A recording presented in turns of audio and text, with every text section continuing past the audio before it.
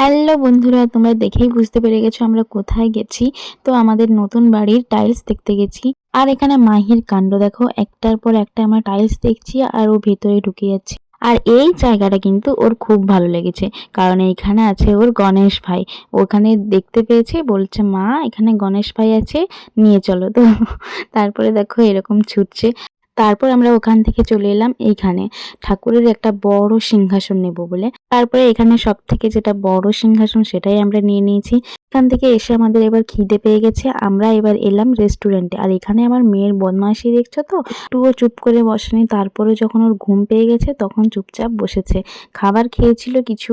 তারপরে দেখো আমাদেরকে এখানে খুব সুন্দরভাবে সার্ভ করে দিচ্ছে। আর এখানের খাবার দাবার সত্যিই খুব সুন্দর, এত ভালো লেগেছে। ওরা দু ভাই কিন্তু তার পরের দিনেও এসছিল আর আমাদের জন্যও বাড়িতে নিয়ে এসছিল।